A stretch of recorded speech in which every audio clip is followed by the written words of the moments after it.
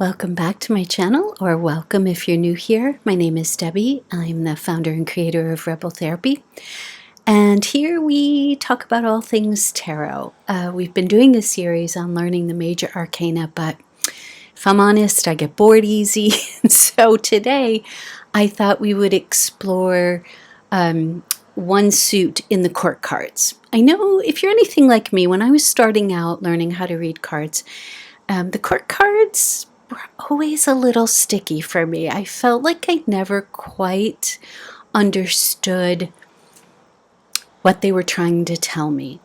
And so over the years of working with cards, and you'll find this happens with you too, your cards, when you get a good deck, your cards will begin to speak to you. And you will begin to notice patterns in the way cards show up. And it can really be helpful with kind of wrapping your mind around what these cards mean. So the way that I've come to understand court cards are, so we've got a page in every suit, a page, a knight, a queen, and a king. So the way that I interpret these and think about them as I'm doing readings is that pages bring a message. Knights are about movement, and the king and queen are about mastery. So message, movement, mastery when you're thinking about court cards. So I've picked the court cards of the cups. So remember now that the cups symbolize our emotional state, where we're in balance or out of balance emotionally, where we are in flow, where we are in alignment, or out of flow and out of alignment, where we feel balanced and sturdy, or where we do not, right? So as we go through each one, Page of Cups. So we've got the symbol of the fish, which we know is quite a significant symbol, both in Catholicism and organized religions, but also spiritually speaking. And the fish is representative of abundance, flow, fertility. So when the Page of Cups comes up, and I don't read, I know a lot of readers read cards to be other people, especially the court cards, other people in our lives. I don't read that way. For me, the tarot is a vehicle of self-reflection and self-discovery. So I don't read as other people in your life. So for me, the Page of Cups coming up for someone or myself is asking the question of what's kind of niggling at you? What is the message around balance, flow, and alignment, right? So when the page comes up, you are being asked to take a look at this part of yourself. Are there places where you feel out of alignment? Are there places where you feel where you used to be in balance and now you're not? So the page is asking you to consult with, and especially the Page of Cups, consult with that part of you that is sort of your inner child, or the childlike part of you that's curious, that wants to know things, and is sort of willing to go out on a limb because they haven't been, that part of yourself, that more childlike part of yourself hasn't really been harmed by the world yet, right?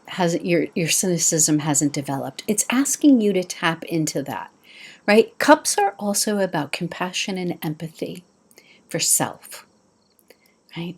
So where's your harsh critic telling you, where's your internal voice and your internal critic that says, no, you can't do that. You shouldn't do that.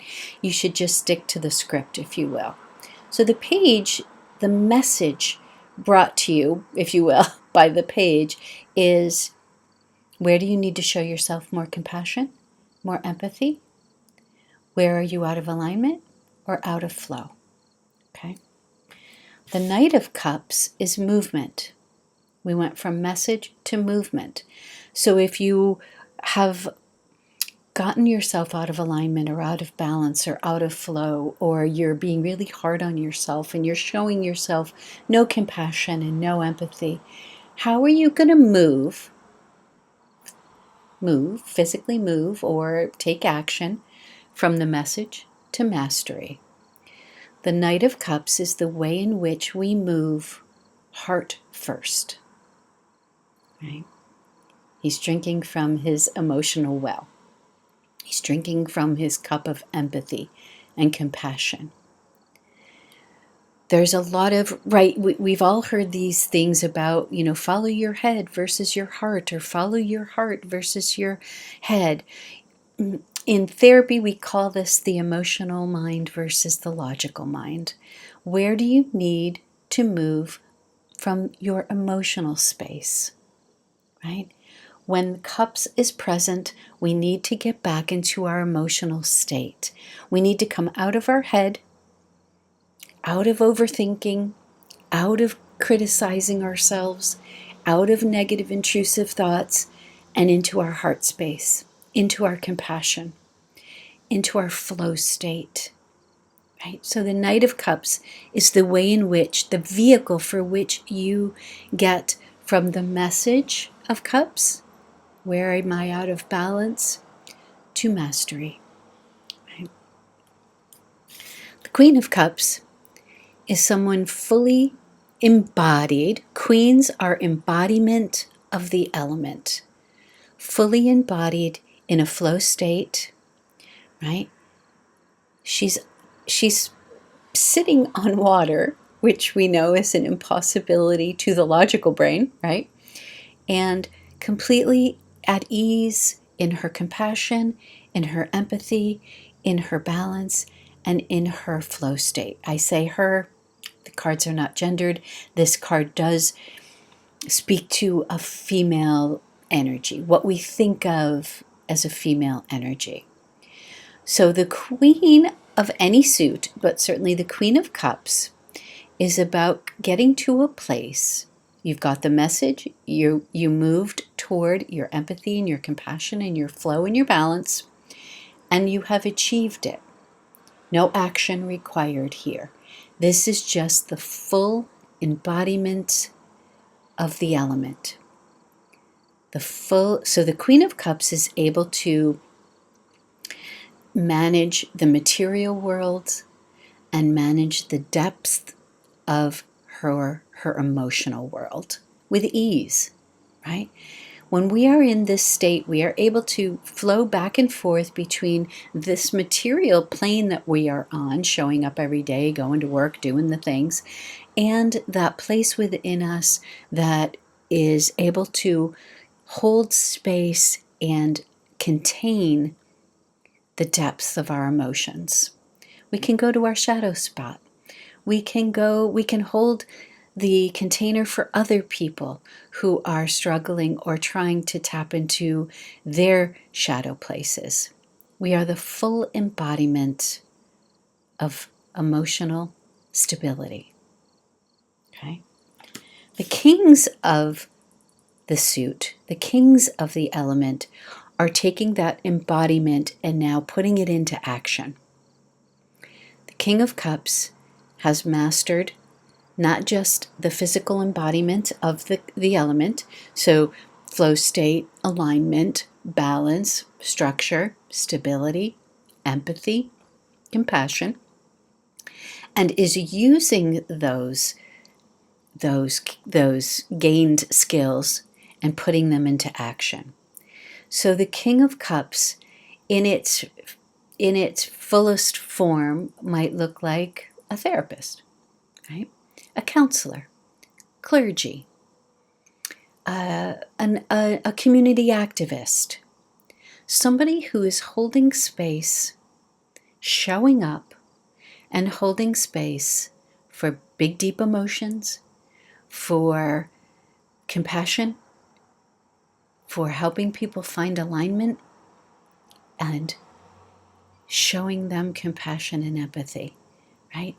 Abundance, being in a flow state. So the page